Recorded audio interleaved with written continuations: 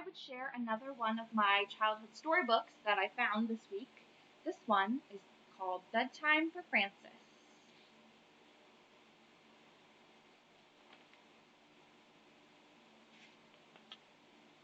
The big hand of the clock is at 12. The little hand is at 7. It is 7 o'clock. It is bedtime for Frances. Mother said it is time for bed.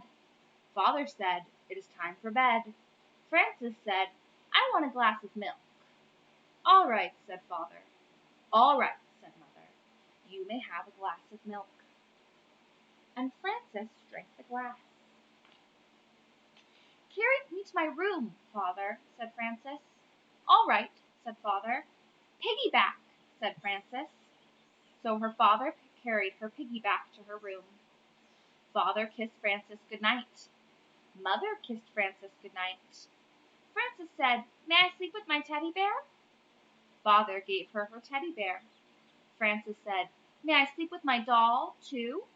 Mother gave her the doll. Good night, said Father. Good night, said Mother. Did you kiss me? Said Frances. Yes, said Mother. Yes, said Father. Kiss me again, said Frances. Father kissed her again. Mother kissed her again. They closed the door. May I have my door open? Said Frances. Father opened the door. Good night, said Mother. Good night, said Father. Good night, said Frances. Frances could not sleep. She closed her eyes, but still she could not sleep. She began to sing a little song about the alphabet. She made it up as she went along. A is for apple pie, B is for bear, C is for crocodile combing his hair, D is for dumplings. Frances kept singing all the way through E, F, G, H, I, J, K, L, M, N, O, P, Q, and R. She had no trouble until she got near the end of the alphabet.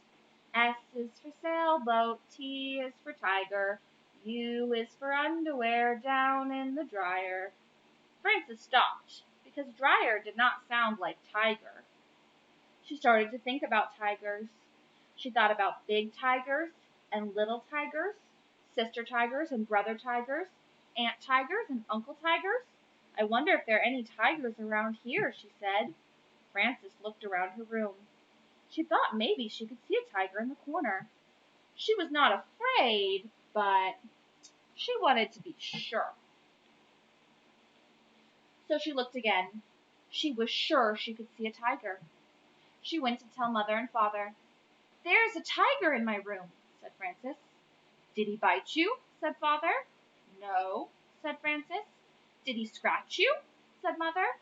No, said Frances. Then he is a friendly tiger, said Father. He will not hurt you. Go back to sleep. Do I have to? Said Frances. Yes, said Father. Yes, said Mother. Father kissed her. Mother kissed her. Frances went back to bed and finished her song on the way. She did not. She closed her eyes, but still she could not sleep. Frances opened her eyes and looked around. She saw something big and dark. Giants are big and dark, she thought. Maybe it is a giant. I think it is a giant, and I think the giant wants to get me. She went into the living room. Mother and Father were watching television and having tea and cake. Frances said, There's a giant in my room. May I watch television? No, said Mother. No, said Father. Frances said, The giant wants to get me. May I have some cake? Father gave Frances a piece of cake. Father said, How do you know he wants to get you? Frances said, Isn't that what giants do? Father said, Not always. Did you ask him what he wants? Frances went back to her room.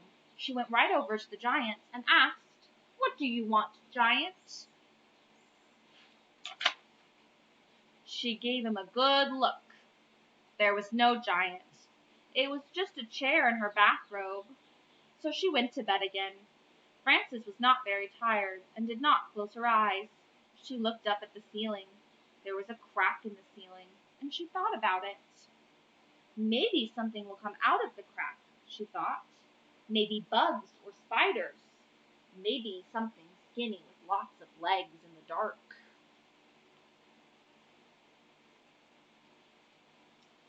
She went to get Father. He was brushing his teeth.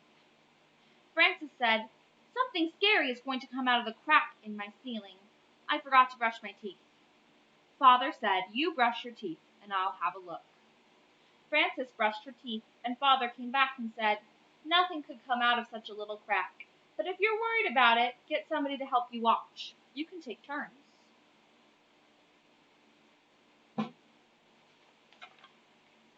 Frances told her teddy bear to watch, and they took turns for a while.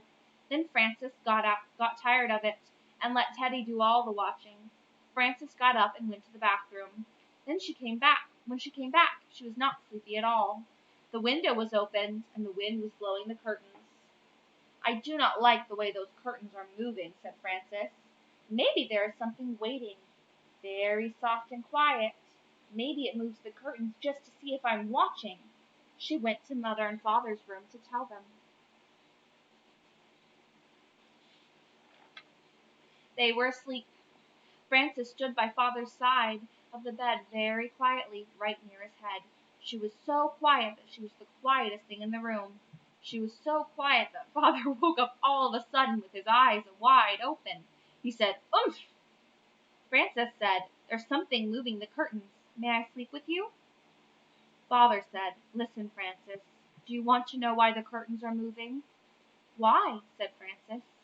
"That is the wind's job," said Father. "Every night the wind has to go around and blow on the curtains." "How can the wind have a job?" said Frances. "Everybody has a job," said Father. "I have to go to my office every morning at 9 o'clock. That is my job. You have to go to sleep so you can wake up and be ready for school tomorrow. That is your job." Frances said, "I know, but—" Father said, "I have not finished. If the wind does not blow on its curtains, it will be out of a job. If I do not go into the office, I will be out of a job. And if you do not go to sleep right now, do you know what will happen to you?" "I will be out of a job," said Frances. "No," said Father. "I will get a spanking," said Frances. "Right," said Father. "Good night," said Frances, and she went back to her room. Frances closed the window and got into bed. But suddenly there was a noise at the window. She heard a bump, and then a thump. "I know something will get me this time," she thought. She jumped out of bed and went to tell Mother and Father, but when she got to their door, she thought about it some more and decided not to tell them. She went back to her room. Frances heard the noise at the window again. She pulled the covers over her head. "I wonder what it is," she thought. "If it is something very bad, Father will have to come and chase it away." She pulled off the covers and stood so she could look at the window. She saw a moth bumping at the window.